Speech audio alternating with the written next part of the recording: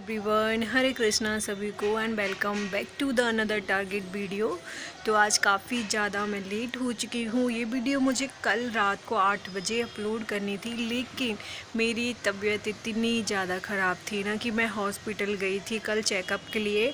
And मुझे काफ़ी तेज़ फीवर था, तो उसमें मेरा काफ़ी सारा टाइम चला गया। फिर घर आकर मैंने टैबलेट ली, देन उसके बाद फिर मैं सो गई थी और फिर टाइम ही नहीं मिल पाया मुझे वीडियो बनाने का। तो आज मैंने मॉर्निंग में जब मुझे थोड़ा रिलीफ मिला है तो मैंने आज मैं ये वीडियो बना रही हूँ। और यहाँ पे मैंने ये सारे टारगेट अभी यहाँ बैठकर बनाए हैं छत पर। हमारी आज की डे 5 की टारगेट लिस्ट है और ये हमें आज कंप्लीट करने में आज ही वीडियो अपलोड कर रही हूँ एंड आज ही हमें ये सारा कंप्लीट करना है।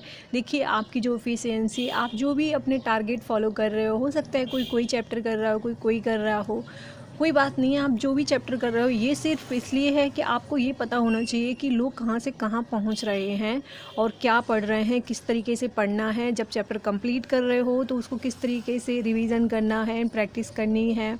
तो बस आपको एक हिंट लेनी है कि प्रिपरेशन किस तरीके से की जाती है। तो आप जो भी टारगेट लिस्ट अपनी बना रहे हो, फॉलो कर रहे हो, उसके लिए बेस्ट है। एंड जिनका सिलेबस कंप्लीट हो जाता है और जिनको एक ईगो आ जाता है कि हमारा सिलेबस कंप्लीट हो चुका है और अब हमें नहीं पढ़ना, उनका ऐसे क्या करेंगे, वो दिन में ये सोचेंगे दिन भर कि कोई काम ही नहीं है, कोई टारगेट ही नहीं है, तो क्या होगा, डिस्ट्रैक्शंस बढ़ेंगे। माइंड क्या करेगा जब माइंड में ये सारी चीज़ें जाएंगी कि हमारे पास कोई भी टारगेट नहीं है, अब तो सिलेबस कंप्लीट हो चुका है, अब कुछ नहीं करना हमको। ये जो हमारा ईगो होता है वही हमारे लिए काफ़ी सारी प्रॉब्लम क्रिएट करता है। और इससे क्या होगा, जब हम सारे दिन हम अपना टाइम वेस्ट करेंगे और फिर जो हमारा एग्ज़ाम में जो हमारा हाल होता है ना, वो काफ़ी बुरा होता है हमारे इसी ईगो की वजह से। जब हमें लगने लगता है कि हम सब कुछ आता है हमको, तो यही ईगो को ख़त्म करना है। एंड जो भी डेली टारगेट है, जिनके सिलेबस कंप्लीट हो चुके हैं, तो वो साथ में इस टारगेट को फॉलो कर सकते हैं। जिससे क्या होगा, सारा मैथ है, मैथ रीजनिंग हो गया, इंग्लिश हो गया, स्ट्रैटेजी के सब कुछ साथ में ही रिवीजन करते चलेंगे, तो आपको एक टारगेट भी मिल रहा है और आपका टाइम भी कम बर्बाद होगा। तो अभी बात कर लेते हैं हम, अब टारगेट पे बात कर लेते हैं टाइम को ना वेस्ट करते हुए।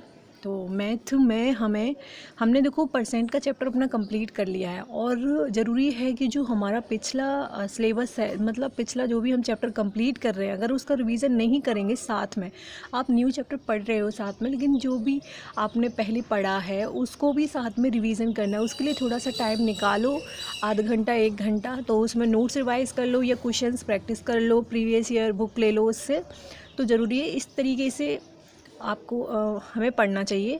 तो 50 क्वेश्चंस हम परसेंट के क्वेश्चंस प्रैक्टिस करेंगे एंड 50 क्वेश्चन हमें रेशियो एंड प्रपोर्शन के करने हैं। देन उसके बाद जैसा कि हमने क्लास नंबर 1 से लेकर 7 तक कंप्लीट कर ली हैं और अब जो भी है 8 और 9 कंप्लीट करनी है। एंड नंबर सिस्टम में हमने क्लास नंबर 1 कर ली, जिसमें हमने बेसिक्स पढ़े थे। अब हम क्लास नंबर 2 एंड 3 करेंगे और जो भी नोट्स हम बना रहे हैं उनको साथ में रिवाइज़ करते चलेंगे। हर चैप्टर के कंसेप्ट को रोज़ रिवाइज़ करते चलो। एंड रीजनिंग में हम करेंगे कोडिंग डिकोडिंग, हमारा हो चुका है एंड ब्लड रिलेशन भी हमारा हो चुका है। अब ज़रूरी है कि इनके क्वेश्चंस पे प्रैक्टिस होनी चाहिए। जो भी प्रीवियस ईयर क्वेश्चंस आ रहे हैं उन पे प्रैक्टिस होना बहुत ज़्यादा ज़रूरी है। में हमने ब्लैक बुक का पेज नंबर 1 से लेकर 17 तक कंप्लीट कर लिया है और अब हम 18 एंड 19 के 1 वर्ड सब्स्टिट्यूशन करेंगे एंड 10 सिनोनियम्स करेंगे हम पेज नंबर 239 के। देखिए, ब्लैक बुक का जो पेज नंबर 238 से सिनोनियम स्टार्ट हुए हैं एंड 239 1 पेज हम कंप्लीट कर चुके हैं एंड 239 पेज पर जो सिनोनियम्स दिए हैं टोटल वहाँ पे 20 तो होंगे ही, तो वो सारे कंप्लीट करने हैं। एंड ग्रामर में हमने अपना वर्ब, टेंस, नरेशन वाला चैप्टर कंप्लीट किया था एंड इसको हमें रिवीजन करना है एंड प्लस हमें स्पोर्टिंग एरर इसके सॉल्व करने हैं। नीतू मैम की वॉल्यूम 1 बुक लोगे, उसके पीछे सारे स्पोर्टिंग एरर्स दिए हुए हैं हर चैप्टर के, तो वही स्पोर्टिंग एरर सॉल्व करने हैं। एंड आपको जैसा कि पता होगा, इस बार भी काफ़ी सारे क्वेश्चंस वर्ब से भी आए थे, टेंस से भी आए थे, नरेशन से भी आए थे। काफ़ी सारे लोग ऐसा बोलते हैं कि ग्रामर से क्वेश्चंस नहीं आते, बट ऐसा कुछ भी नहीं है। ग्रामर से भी काफ़ी सारे क्वेश्चंस पूछे जा रहे हैं, तो ग्रामर पे भी अच्छी अपनी कमांड होनी चाहिए। एंड जो भी जिनकी भी इंग्लिश वीक है, तो आप ग्रामर के जो बेसिक्स हैं ना, वो सारे क्लियर करोगे तो आपको कॉन्फिडेंट डेवलप होने लगेगा इंग्लिश में। और स्टैटिक जीके में हमारा national games and sports, star mark कर लो इसको, ये काफ़ी ज़्यादा इंपॉर्टेंट है। यहाँ से क्वेश्चंस बहुत पूछे जाते हैं। एंड हमारा जीके है फ्रीडम स्ट्रगल, ये हमारा मॉडर्न इंडिया का टॉपिक है और ये लूसेंट में मिल जाएगा आपको।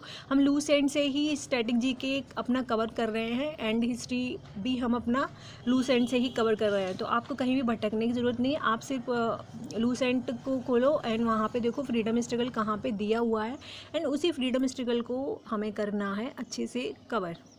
एंड साइंस भी हम लूसेंट से ही कर रहे हैं। तो लूसेंट में सेल वाला चैप्टर हमने किया था, तो इसका हम क्या करेंगे, रिवीजन। अभी हमने थ्योरी की थी। थ्योरी, आप किसी भी चैप्टर की थ्योरी करते हो, आपको पता है सबसे बड़ी गलती क्या करते हैं, हमको ये जीके स्टैटिक जीके ये सब कुछ याद क्यों नहीं होता है। इसलिए नहीं होता है क्योंकि हमने पढ़ तो लिया है लेकिन हम प्रीवियस ईयर क्वेश्चन सॉल्व नहीं करेंगे। आपको पता है थ्योरी, अगर आपने थ्योरी पढ़ ली है फिर आप PYQ सॉल्व करते हो, जस्ट ये समझिए मैजिक है। अगर PYQ सॉल्व किए तो क्वेश्चंस लर्न हो जाते हैं। PYQ बहुत ज़्यादा हेल्पफुल होते हैं लर्न करवाने में। बस इस तरीके से करना, थ्योरी से सारे कंसेप्ट क्लियर हो जाते हैं कि क्या है इस टॉपिक में, सब कुछ हमें पता चल जाता है। एंड PYQ से लर्न होता है, आपको पता है। तो PYQ ज़रूर सॉल्व करने हैं एंड इसी तरीके से टारगेट सीरीज़ को फॉलो करते रहिए। और वीडियो अच्छी लगी तो प्लीज़ लाइक ज़रूर कर लेना। और मुझे थोड़ा सा अच्छा लगता है आप लोग लाइक करते हो, बस इतनी मेहनत के बाद थोड़ी सी तो मेहनत लगती है ना यार। और सो हरे कृष्णा सभी को एंड बाय, टेक केयर।